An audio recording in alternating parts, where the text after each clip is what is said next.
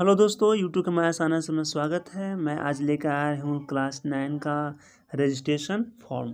आज मैं बताऊंगा कि रजिस्ट्रेशन फॉर्म कैसे भराता है। इसके साथ साथ जो है रजिस्ट्रेशन फॉर्म में जो है वो कितना जो है वो फ़ी लग रहा है ना।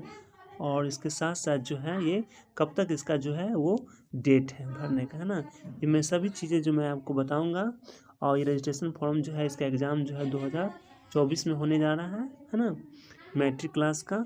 तो ये फॉर्म में अगर आप जो है इस फॉर्म को अच्छा से भरना है, इसमें कोई भी ऐसा गलती नहीं करना ना, तो आगे चलकर बहुत ही दिक्कत हो सकता है ना। तो इस फॉर्म को जो है बहुत अच्छा से ही भरना है और किसी तरह की गलती नहीं करना है, ठीक है। तो इस फॉर्म को हम बताऊंगा भरने के लिए, बारी बारी से समझ कर ही भरिएगा। तो इस वीडियो में मैं सब कुछ बनाऊंगा, बस इस वीडियो में आप बना रहें शुरू से अंत तक। इस वीडियो को अच्छी तरह से देखें और अपने फॉर्म को भरें, ठीक है। बस मेरे वीडियो के साथ बना रहे, ये आपको सब बताऊंगा कि इस फॉर्म जो है वो कैसे कैसे भराता है ना। तो चलते हैं इस फॉर्म को भरने के लिए शुरू करते हैं। और इस फॉर्म को हमने भर लिए हैं तो आपको दिखाएंगे कि कैसे कैसे इस फॉर्म को हम भरेंगे, ठीक है। तो चलते हैं दोस्तों, शुरू करते हैं, है ना। तो हेलो दोस्तों, शुरू करते हैं रजिस्ट्रेशन फॉर्म क्लास 9 का भरने के लिए। तो आप ध्यान से देखें और अपना फॉर्म बिल्कुल इसी तरह भरें, आपको कोई परेशानी ना हो। मैं सभी चीज़ का सॉल्व लेके आया हूँ। तो शुरू करते हैं। पहला क्वेश्चन पहला देखते हैं। पहला में है कटघड़ी। तो कटघड़ी का मतलब होता है, इस कटघड़ी में रेगुलर और प्राइवेट आते हैं दो। तो रेगुलर का मतलब अगर आप डेली स्कूल जाते हैं, आप स्कूल के बच्चे हैं, तो आप इसमें जो है रेगुलर टिक कर सकते हैं, है ना। अगर आप प्राइवेट हैं, बाहर से परीक्षा देना चाहते हैं, आप स्कूल नहीं जाते हैं, बाहर के बच्चे हैं, तो इसमें प्राइवेट में टिक लगा सकते हैं, ठीक है। तो ये आप समझ में गए। अब चलते हैं 2 नंबर में। 2 नंबर में क्या कर रहा है कि स्कूल कोड। स्कूल कोड का मतलब होता है हर स्कूल का अपना अपना कोड होता है। तो आप वे अपने शिक्षक से या प्रिंसिपल से पूछ कर ही ये अपना स्कूल कोड भरे, है ना। जैसे तैसे किसी भी देखकर किसी का भी नकल कर कर स्कूल कोड ना भरे, ये सबसे इम्पोर्टेंट बात है ना। और सबसे मेन है ना, इसे ध्यान रखें बच्चे, ठीक है। चलते हैं 3 नंबर में। आप देख सकते हैं 3 नंबर में दिया हुआ है स्कूल का नेम। तो जैसे आप जो भी स्कूल में पढ़ते हैं, जैसे देख रहे हैं कि जिस तरह भरा हुआ आप देख रहे हैं ना, तो आप जिस स्कूल में पढ़ते हैं उस स्कूल का जो है नाम का स्पेलिंग जो है वो सही सही भरे, है ना। किसी तरह की कोई गलती ना करें और देख लें कि किस तरह भरा हुआ, इसी तरह आपको स्कूल का जो है नाम भरना है ना। तो आप ये देख ही रहे हैं।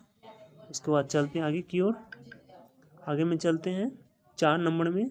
4 नंबर में क्या करना है, विद्यार्थी का नाम। तो विद्यार्थी का नाम हिंदी में है ना।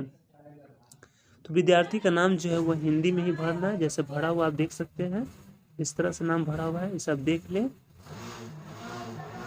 उसके बाद चलते हैं आगे की ओर।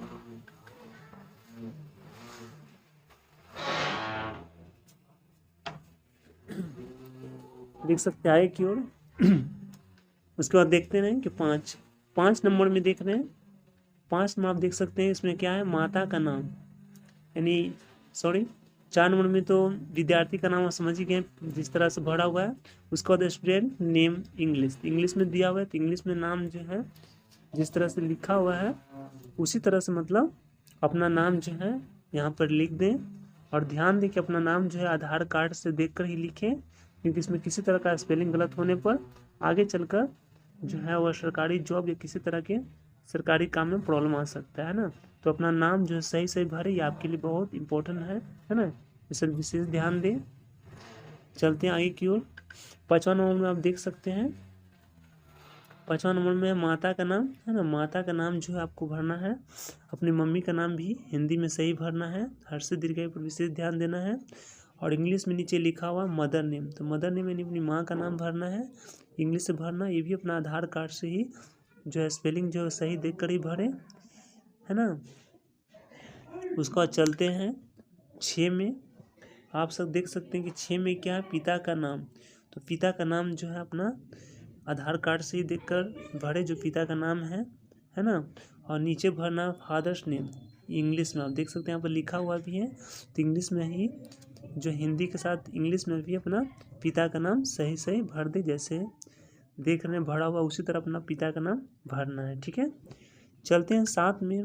7 में क्या कर रहे हैं आप थोड़ा सा ध्यान देंगे, है ना। ये सबसे इम्पोर्टेंट की बात है। तो साथ में आप देख रहे हैं कि साथ में लिखा हुआ है डेट ऑफ बर्थ। तो डेट ऑफ बर्थ का मतलब अपना जन्म तिथि। तो अपना जन्म तिथि को भी जो है आधार कार्ड में जिस तरह से लिखा हुआ है डेट ऑफ बर्थ, उसी डेट ऑफ बर्थ को भरना है। ये नहीं कि अपने से भर लेना है ना। और डेट ऑफ बर्थ ऐसा भरना है जिससे आपका मैट्रिक में जो है आपका जो एज जो है वो कम से लगभग जो है वो 14 साल है ना, या 15 साल होता हो, है ना। तो इस तरह का एज ही भरना है जिसमें आपका उम्र जो है 14 वर्ष या 15 वर्ष होता हो, ठीक है। उसके बाद देखेंगे, है ना, उसके बाद देखेंगे क्या,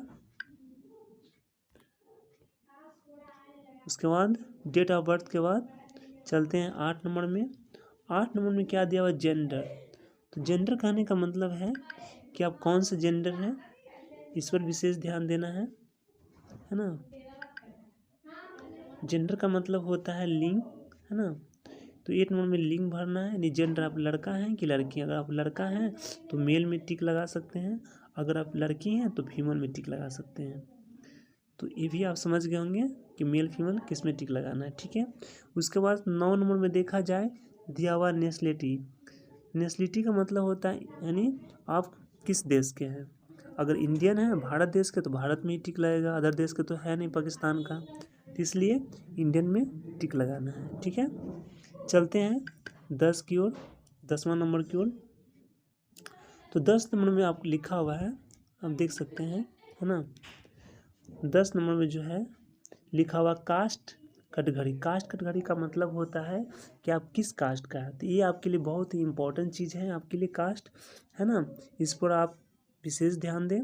कास्ट का मतलब कास्ट जो है जनरल आता है, ईबीसी आता, बीसी आता है, एससी एसटी आता है। तो आप किस कास्ट के इसके अनुसार भरना है। लेकिन प्यारे बच्चों, आपको पता नहीं है कि बीसी में कौन कास्ट आता है, एससी में कौन कास्ट आता है, एसटी में कौन कास्ट आता है ना, और ईबीसी में कौन कास्ट आता है। तो इसके लिए भी मैंने एक अलग से जो है एक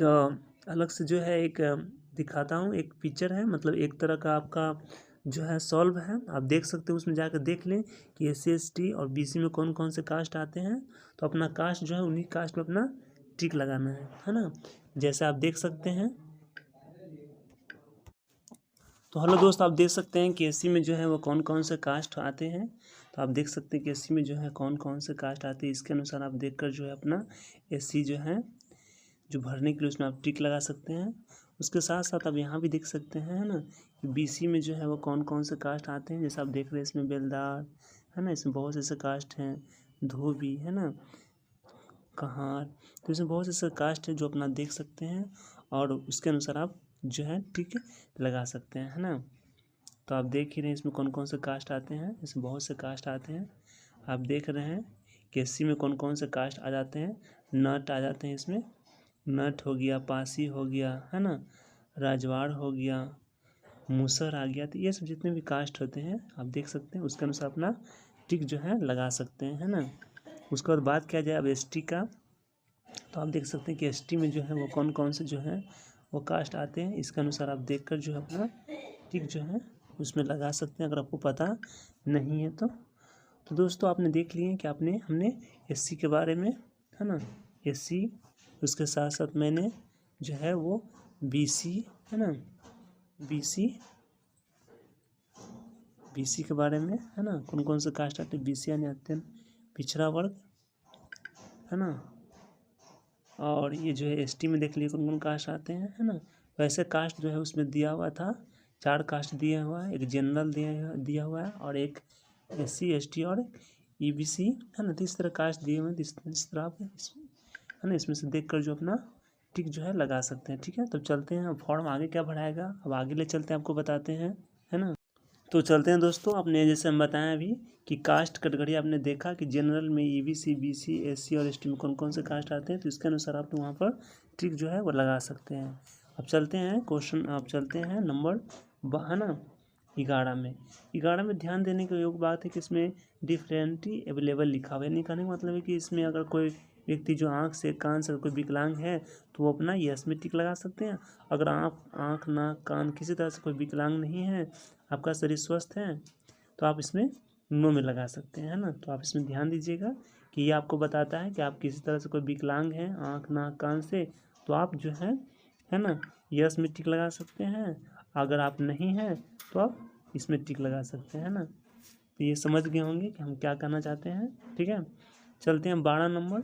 12 नंबर में लिखा हुआ रिलीजन। रिलीजन का मतलब आप कौन से धर्म है, आप कौन से धर्म है आपका, मुस्लिम है कि सिख है कि है ना, बुद्ध है कि है ना, इस तरह जो है कि मुस्लिम की हिंदू जो है आप कास्ट उसमें आप अपना टिक लगा सकते हैं। ठीक है, अब चलते हैं बात करते हैं 13 नंबर। 13 नंबर में लिखा हुआ एरिया। तो एरिया का मतलब होता है रूरल और अर्बन। तो रूरल का मतलब अगर आप ग्रामीण क्षेत्र से हैं तो आप रूरल में टिक लगा सकते हैं। अगर आप शहरी क्षेत्र से, आपका घर शहर में है, तो आप अर्बन में टिक लगा सकते हैं, है ना। तो आप समझ गए होंगे। ठीक है, चलते हैं 14 नंबर में, है ना। आप देख सकते हैं कि 13 के बाद जो 14 नंबर है ना, 14 नंबर में लिखा हुआ है मैरिटल स्टेटस। यानी आपको बताना है कि क्या आपको शादीशुदा है कि शादी नहीं। यानी अगर मैरिड किए हुए हैं, शादी किए हुए हैं, तो आप मैरिड में टिक लगा सकते हैं। अगर आप शादी नहीं किए हुए हैं तो आप जो है वो अनमैरिड में टिक लगा सकते हैं। ठीक है, अब चलते हैं 15 नंबर। 15 नंबर में बता रहा है क्या, 15 नंबर में आपको दिया हुआ मोबाइल नंबर। यानी मोबाइल नंबर वो देना है, बार बार मोबाइल नंबर को चेंज नहीं करना है। मोबाइल नंबर ऐसा देना है जिसमें बैलेंस रहे और जिससे आप कॉल करते हो, तो उसे वही नंबर जो है आपको देना है। ठीक है, ताकि किसी तरह कोई प्रॉब्लम होने पर आपको इस नंबर से कॉल किया जा सकता है। ठीक है, चलते क्वेश्चन नंबर 16 में। 16 में क्या हो रहा है, क्या चीज़ कि इसमें आपको आधार नंबर यानी आधार कार्ड में जो 12 नंबर का जो डिजिट होता है, जो अंक होता है, वो अंक को आपको आधार कार्ड में से देखकर इसमें जो सही सही भर देना है। किसी तरह की कोई गलती नहीं करना है। ठीक है, उसके बाद 17 नंबर इस तरह छोड़ देना है। और एक चीज़ सबसे इम्पोर्टेंट चीज़ बात है कि आप यहाँ पर देख सकते हैं कि विद्यार्थी का हस्ताक्षर। तो यहाँ पर आपको साइन जो है अपना नाम जरूर लिखना। जैसे आप साइन करते हैं हमेशा उसी तरह का साइन जो हिंदी चाहे इंग्लिश में आप अपना साइन यहाँ पर कर सकते हैं। ठीक है, तो चलते हैं अब पेज चलते हैं पेज नंबर 2 में। 17 के बाद 18 19 20 और भी भरना है दोस्तों। तो चलते हैं अब आगे बताते हैं उसमें क्या क्या भराएगा। अब चलते हैं नंबर 18 में। तो चलते हैं दोस्तों, आपने जैसे हम बताएं अभी कि कास्ट कैटेगरी आपने देखा कि जनरल में ईबीसी बीसी एससी और एसटी में कौन कौन से कास्ट आते हैं, तो इसके अनुसार आप वहाँ पर ट्रिक जो है वो लगा सकते हैं। अब चलते हैं क्वेश्चन, अब चलते हैं नंबर है ना 11 में। 11 में ध्यान देने की योग बात है कि इसमें डिफरेंटली अवेलेबल लिखा हुआ है। यानी कहने का मतलब है कि इसमें अगर कोई व्यक्ति जो आँख से कान से कोई विकलांग है तो वो अपना यस में टिक लगा सकते हैं। अगर आप आँख नाक कान किसी तरह से कोई विकलांग नहीं है, आपका शरीर स्वस्थ है, तो आप इसमें नो में लगा सकते हैं, है ना। तो आप इसमें ध्यान दीजिएगा कि ये आपको बताता है कि आप किसी तरह से कोई विकलांग हैं आँख नाक कान से, तो आप जो है ना यस में टिक लगा सकते हैं। अगर आप नहीं हैं तो आप इसमें टिक लगा सकते हैं ना। तो ये समझ गए होंगे कि हम क्या करना चाहते हैं। ठीक है, चलते हैं 12 नंबर। 12 नंबर में लिखा हुआ रिलीजन। रिलीजन का मतलब आप कौन से धर्म है, आप कौन से धर्म है आपका, मुस्लिम है कि सिख है कि है ना, बुद्ध है कि है ना, इस तरह जो है कि मुस्लिम की हिंदू जो है आप कास्ट उसमें आप अपना टिक लगा सकते हैं। ठीक है, अब चलते हैं बात करते हैं 13 नंबर। 13 नंबर में लिखा हुआ एरिया। तो एरिया का मतलब होता है रूरल और अर्बन। तो रूरल का मतलब अगर आप ग्रामीण क्षेत्र से हैं तो आप रूरल में टिक लगा सकते हैं। अगर आप शहरी क्षेत्र से, आपका घर शहर में है, तो आप अर्बन में टिक लगा सकते हैं, है ना। तो आप समझ गए होंगे। ठीक है, चलते हैं 14 नंबर में, है ना। आप देख सकते हैं कि 13 के बाद जो 14 नंबर है ना, 14 नंबर में लिखा हुआ है मैरिटल स्टेटस। यानी आपको बताना है कि क्या आपको शादीशुदा है कि शादी नहीं। यानी अगर मैरिड किए हुए हैं, शादी किए हुए हैं, तो आप मैरिड में टिक लगा सकते हैं। अगर आप शादी नहीं किए हुए हैं तो आप जो है वो अनमैरिड में टिक लगा सकते हैं। ठीक है, अब चलते हैं 15 नंबर। 15 नंबर में बता रहा है क्या, 15 नंबर में आपको दिया हुआ मोबाइल नंबर। यानी मोबाइल नंबर वो देना है, बार बार मोबाइल नंबर को चेंज नहीं करना है। मोबाइल नंबर ऐसा देना है जिसमें बैलेंस रहे और जिससे आप कॉल करते हो, तो उसे वही नंबर जो है आपको देना है। ठीक है, ताकि किसी तरह कोई प्रॉब्लम होने पर आपको इस नंबर से कॉल किया जा सकता है। ठीक है, चलते क्वेश्चन नंबर 16 में। 16 में क्या हो रहा है, क्या चीज़ कि इसमें आपको आधार नंबर यानी आधार कार्ड में जो 12 नंबर का जो डिजिट होता है, जो अंक होता है, वो अंक को आपको आधार कार्ड में से देखकर इसमें जो सही सही भर देना है। किसी तरह की कोई गलती नहीं करना है। ठीक है, उसके बाद 17 नंबर इस तरह छोड़ देना है। और एक चीज़ सबसे इम्पोर्टेंट चीज़ बात है कि आप यहाँ पर देख सकते हैं कि विद्यार्थी का हस्ताक्षर, तो यहाँ पर आपको साइन जो है अपना नाम जरूर लिखना। जैसे आप साइन करते हैं हमेशा उसी तरह का साइन जो हिंदी चाहे इंग्लिश में आप अपना साइन यहाँ पर कर सकते हैं। ठीक है, तो चलते हैं अब पेज चलते हैं पेज नंबर 2 में। 17 के बाद 18, 19, 20 और भी भरना है दोस्तों। तो चलते हैं अब आगे बताते हैं उसमें क्या क्या भरा है। अब चलते हैं नंबर 18 में। तो हेलो दोस्तों, देखते हैं नंबर 18 में क्या भरना है। तो नंबर 18 में आपको भरना ईमेल आईडी। अभी ईमेल आईडी क्या होता है इसके बारे में जानेंगे। तो ईमेल आईडी जो है आप किसी कंप्यूटर के पास साइबर कैफे में जाकर वहाँ आप 10 रुपये में जो है अपना ईमेल आईडी बना सकते हैं। और इसी ईमेल आईडी को यहाँ पर जिस तरह भरा हुआ है उसी तरह अपना ईमेल आईडी जो है इस तरह सही सही भर देना है। ठीक है, बिना ईमेल आईडी का आपका फॉर्म नहीं सबमिट किया जा सकता है। ठीक ना, तो ईमेल आईडी जो आपके लिए बहुत ज़रूरी है, जो किसी भी कंप्यूटर के पास या साइबर कैफे में जाकर अपने ईमेल आईडी को बना सकते हैं। ठीक है, चलते हैं क्वेश्चन नंबर 19 में। 19 में देखते हैं क्या भरना है। तो 19 में आपका एड्रेस है।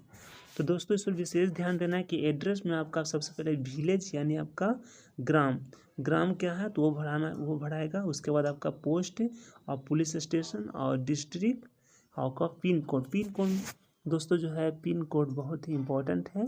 पिन कोड अपना सही से भरना है क्योंकि आपका एड्रेस पता है ना। और ये एड्रेस जो है बहुत इम्पोर्टेंट होता है ना। तो ये एड्रेस अपना सही भर देना है, अपना गांव का एड्रेस अपना शहर का एड्रेस। ठीक है, चलते हैं क्वेश्चन नंबर 12 की ओर। तो क्वेश्चन नंबर 12 में भी बहुत इंपॉर्टेंट चीज़ है। 12 में है बैंक अकाउंट नंबर, यानी आप जो खाता खुलाए हुए हैं उस बैंक अकाउंट का नंबर जो है इसमें आपको इस बॉक्स में जो है भर देना है। जिस तरह से आप देख रहे हैं कि भरा हुआ है तो इसी तरह का नंबर जो अपना नंबर अकाउंट नंबर इसमें भर देना है। ठीक है, चलते हैं क्वेश्चन नंबर अब 21 की ओर। 21 में क्या करना आप देख रहे हैं। 21 में IFSC कोड। तो दोस्तों ये बैंक में एक दिया हुआ था अपना, आप देख सकते हैं पासबुक में अपना देखिएगा कि उसमें IFSC कोड होता है। उसी कोड को इस बॉक्स में जो है सही भरना है। ठीक है, समझ गए होंगे। तो चलते हैं क्वेश्चन नंबर चलते हैं अब 22 में चलते हैं। 22 में क्या दिया हुआ है। ठीक है, तो 22 में हम देख सकते हैं कि 22 में लिखा हुआ नेम ऑफ द बैंक, यानी कहने का मतलब है कि आपका खाता जो है वो किस बैंक में खुला हुआ है। पंजाब नेशनल बैंक है कि बैंक ऑफ बड़ौदा है। तो जो बैंक में आपको खाता खुला हुआ है चाहे ग्रामीण बैंक हो किसी भी तरह का बैंक हो, इसमें बैंक का अपना नाम जो है ज़रूर भरना है। ठीक है, ताकि आपको आगे चलकर 9 क्लास से किसी तरह के कोई भी अकाउंट में पैसा आएगा तो आपको मतलब किसी तरह से कोई भी सरकारी फंड आता है तो आपको इसी अकाउंट में जो आपका पैसा जो है वो भेज दिया जाएगा, है ना। इसलिए आपका अकाउंट नंबर सही भरना है, किसी तरह का कोई मिस्टेक नहीं करना है। ठीक है, चलते हैं 22 में। अब 22 के बाद तो चलते हैं 22 तो समझ ही गए होंगे। 23 चलते हैं। 23 में लिखा हुआ two identification marks of candidate, यानी कहने का मतलब है कि आपके शरीर पर किसी तरह का कोई निशान है, जैसे तिल का निशान हो या कोई कटा हुआ ऐसा निशान हो, तो उस निशान को जो है इसमें जो है इस फॉर्म में इंग्लिश में जो है अपना भरना है। जैसे तिल को हम लोग बोलते हैं मोल मार्क, है ना। तो अगर मोल मार्क है राइट हैंड में चाहे कहीं भी है तो वहाँ पर आप भर सकते हैं इस तरह जैसे हम भरे हैं। अगर कोई कटा का निशान है तो वहाँ पर एक कट यानी मोल की जगह हम कट लिख कर और बाकी जो है इस तरह भर सकते हैं। ठीक है, तो जो भी निशान है शरीर पर तिल का या कटा हुआ उसको निशान जो इसमें इस तरह भरा हुआ है, जैसे जिस तरह भरा हुआ इसी तरह आपको भी भरना है। ठीक है, चलते हैं अब 24 नंबर में क्या लिखा। 24 नंबर में है लिखा हुआ है 24 नंबर में सबसे विशेष बात है आप देख सकते हैं, है ना। 24 नंबर में आपको लिखा हुआ है 24 नंबर में है 24 नंबर में है सब्जेक्ट, यानी आप मैट्रिक में जो है मैट्रिक एग्जाम में कौन कौन से एग्जाम मतलब कौन कौन से विषय देने चाहते हैं तो वो अपना सब्जेक्ट भर देना था। आपको पता है कि मैट्रिक में जो 6 विषय होते हैं, जैसे इसमें हिंदी जो है सभी के लिए ज़रूरी है। अगर कोई मुस्लिम है तो वह संस्कृत में लेकर अपना जो हिंदी यानी उर्दू ले सकते हैं, हाँ। तो उर्दू में वह टिक लगाएंगे, तो जिसका जो विषय है अपना उसके अनुसार इसमें टिक लगाना है ना। आप देख सकते हैं कि इसमें हिंदी में टिक लगा हुआ है, संस्कृत में, मैथ में, साइंस में, सोशल साइंस यानी समाज में और इंग्लिश में, इस तरह का ये जो है कंपलसरी, इसको टिक लगाना बहुत ज़रूरी, मतलब इतना में आप जो है इतना विषय का परीक्षा आप जो है आगे चलकर मैट्रिक में दे सकते हैं। तो ये सभी में आप सही से टिक लगा लें, ठीक ना। और नीचे जो लिखा हुआ है ये दोस्तों आप ले भी सकते हैं, ये मतलब अलग से विषय है ना, यानी ये जो है अलग से जो है विषय है, मतलब आप जो अलग से जो है अगर इन 6 विषय के अलावा भी अगर कोई एग्ज़ाम देना चाहते हैं, है ना, तो इसमें आप जो है विषय ले भी सकते हैं या ना भी ले सकते हैं ना। इसमें कोई टिक लगाना कोई जरूरी नहीं है, ठीक है। तो ये 6 विषय में टिक लगाना बहुत ही जरूरी है, Hindi, Sanskrit, math, science, social science और इंग्लिश, ठीक है। तो आप समझ गए हैं कि ये 24 नंबर में जो है दिया हुआ ये सभी विषय में टिक लगाना बहुत ही ज़रूरी है, ठीक है। जैसे लगा उस तरह आप टिक लगा सकते हैं। उसके बाद बात किया जाए 25, तो 25 नंबर कुछ नहीं करना, 25 नंबर आपको इसी तरह छोड़ देना है, ठीक है। उसके बाद चलते हैं आगे की ओर, है ना। तो आगे जो दिया हुआ है ये बहुत इम्पोर्टेंट है, ये घोषणा है, यानी हमने जो जो भरे हैं अगर वो सब सही भरे हैं और किसी तरह की कोई गलती नहीं की है और ये सारे सत्य हैं, तो आप इस घोषणा में भर सकते हैं। पहला हम देख सकते हैं सिग्नेचर ऑफ पेरेंट, यानी गार्जियन अपने माता पिता किसी का भी नाम को यहाँ पर अपना माता पिता से जो है वो साइन करा सकते हैं। और दूसरा में जो है देख सकते हैं स्टूडेंट, मतलब अपना खुद का नाम लिखना है इसमें, ठीक है। और तीसरा में भी जो है स्टूडेंट इंग्लिश, है ना, यानी इंग्लिश में लिखना है। यानी आप देख सकते हैं कि पहला में जो है वो गार्जियन का साइन करवाना है, माता पिता का नाम लिखना है, दूसरा में अपना नाम लिखना है हिंदी में, और तीसरा में जो इंग्लिश में नाम लिखना है, ठीक है। उसके बाद आपका दोस्तों जो है कुछ नहीं करना है, और यहाँ जो है आप भूल से भी यहाँ पर आपका नाम नहीं लिखना है, अपना नाम, क्योंकि यहाँ पर लिखना है प्रिंसिपल का नाम। प्रिंसिपल ही जो है अपना सिग्नेचर करेंगे, है ना, और ये जो है सिग्नेचर करेंगे, तो केवल प्रिंसिपल के लिए अपना नाम नहीं लिखना, ना किसी गार्जियन का नाम लिखना है, ठीक ना। तो दोस्तों हमको आशा है कि हमने जितना जो फॉर्म बताया भरने के लिए आप समझ गए होंगे, है ना, और इस तरह से ऐसे भरना होगा, ठीक ना, तभी आपका रजिस्ट्रेशन हो पाएगा, ठीक है। अब चलते हैं बताते हैं कि इस फॉर्म के साथ साथ कौन कौन से जो है डॉक्यूमेंट लगेगा, और ये फॉर्म में जो है कितने कितने जो है फीस लगने वाला है, नहीं, है ना। तो चलते हैं बताते हैं, इसके बाद चलते हैं आगे। हेलो दोस्तों, आप देख सकते हैं कि बिहार बोर्ड क्लास 9 रजिस्ट्रेशन 2024 आवश्यक कागजात, यानी कहने का मतलब है कि जो बच्चा जो है क्लास 9 का रजिस्ट्रेशन का फॉर्म भर रहा है उनके साथ जो ये सब कागज़ जो है लगाकर सर को या मैडम को या प्रिंसिपल को देना है, ठीक ना, है ना। तो देख सकते हैं कौन कौन से देना है, आप इसमें देख सकते हैं। सबसे पहले आप देख सकते हैं कि इसमें सबसे पहले है आधार कार्ड का एक फ़ोटो कॉपी, दूसरा है मोबाइल नंबर, है ना, तीसरा पासपोर्ट साइज़ का फ़ोटो भी जो है एक चिपकाना है, और एक मतलब देना है दो गो, मतलब 2 फोटो आपको लगेगा, ठीक ना। ऐसे एक ही फ़ोटो में काम चल जाएगा, लेकिन 2 फोटो आपके पास लगेगा, एक फ़ोटो चिपकाना है, एक फ़ोटो अपने पास रखना है। और चौथा में सिग्नेचर ज़रूर करना है फ़ोटो के नीचे, है ना। उसके बाद देखा जाए, है ना, तो इसके साथ साथ जो है आपका जाति या आय भी लग सकता है ना। और इसके साथ साथ एक ईमेल आईडी जो आपको भरना बताया था, और बैंक का पासबुक फ़ोटो कराकर लगाना है ना। तो ये सब जो है कागज़ है जो आवश्यक, उसके साथ जो है रजिस्ट्रेशन के समय लग सकता है, फ़ोटो कॉपी कराकर लगाना है अगर सर या प्रिंसिपल बोले तो। ऐसे तो नहीं भी लगाना है, लेकिन अगर सर प्रिंसिपल बोलते हैं तो ये सब कागज़ जो है रजिस्ट्रेशन केस में लगाना है फ़ोटो कॉपी कर, ठीक है, समझ गए होंगे। हेलो दोस्तों, आप जानेंगे कि 9वीं कक्षा में जो है 9वीं कक्षा में हम जानेंगे कि 9वीं कक्षा का जो रजिस्ट्रेशन है वो कब से कब तक होगा इसका। तो आप देख सकते हैं कि रजिस्ट्रेशन का डेट जो है 9वीं कक्षा में, और ये रजिस्ट्रेशन 2024 के लिए किया जा रहा है ना। 2024 में आपको मैट्रिक एग्ज़ाम देना, तो इसी के लिए रजिस्ट्रेशन हो रहा है ना। तो देख सकते हैं, है ना, कि इसका डेट जो है आपको 2 नवंबर 2022 से स्टार्ट हुआ है, यानी रजिस्ट्रेशन का डेट है। और इसका लास्ट डेट आपको जो है वो 23 नवंबर 2022 को जो है इसका लास्ट डेट है। इस दिन जो है आपका रजिस्ट्रेशन समाप्त हो जाएगा। अब इसी दिन जो है आपको रजिस्ट्रेशन का अंतिम तिथि, इसी दिन आपको मतलब उसके पहले जो रजिस्ट्रेशन मतलब फॉर्म भर कर जमा कर देना, यानी 23 तारीख तक आपका लास्ट डेट है। ठीक है, तो ये आप विशेष ध्यान दीजिएगा। ठीक है, ठीक है।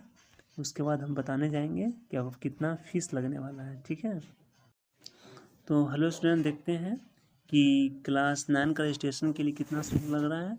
तो जो बच्चे नियमित हैं, नियमित का मतलब अगर रेगुलर है, यानी स्कूल में पढ़ते हैं और स्कूल के बच्चे हैं, तो उनका फीस जो है रजिस्ट्रेशन चार्ज जो है 320 रुपया लग सकता है, यानी लगभग जो है वह 320 यानी 350 रुपया जो है लगने का है ना फीस है। इतना फीस जो आपको लग सकता है ना, 320 रुपये ऐसे लिखा हुआ है, लेकिन 350 रुपये ऐसे जो है लग सकते हैं। ठीक है, और इसके साथ साथ जो स्वतंत्र कोटि का है, स्वतंत्र कोटि कहने का मतलब है कि जो स्कूल में पढ़ाई नहीं करते हैं, जो बाहर से एग्ज़ाम देना चाहते हैं, उनका जो है रजिस्ट्रेशन शुल्क जो है 450 रुपया है ना। तो आप समझ ही गए होंगे। तो आशा करती है कि मैंने जितना वीडियो बताया है फॉर्म भरने से लेकर जो है फीस तक, उसके साथ साथ जो है कौन कौन से डॉक्यूमेंट लगेगा, इन्हें सारे बात हमने बताए हैं। अब आशा करते हैं कि मेरे सारे बातों को आप समझ गए होंगे, है ना। तो वीडियो अगर अच्छा लगा तो मेरे वीडियो को ज़रूर सब्सक्राइब और लाइक करना नहीं भूलिएगा। ठीक है, आगे भी वीडियो इसी तरह बनाऊंगा और आपको हर तरह से मदद करूंगा।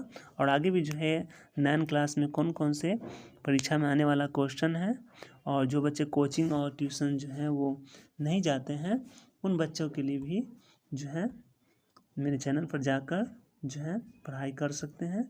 मैं मैथ, फिजिक्स, केमिस्ट्री, बायोलॉजी में हर विषय को पढ़ाऊँगा फ्री में, और बच्चे जो हैं इसे पढ़कर जो है अच्छे एग्ज़ाम में नंबर ला सकते हैं। ठीक है, तो मेरे चैनल के साथ जुड़े रहिए, और जो मैं 9 क्लास का तैयारी करवाऊँगा, पढ़ाऊँगा, उसे आप ज़रूर अपने नोट्स कॉपी में लिखें और उसे याद करें, है ना।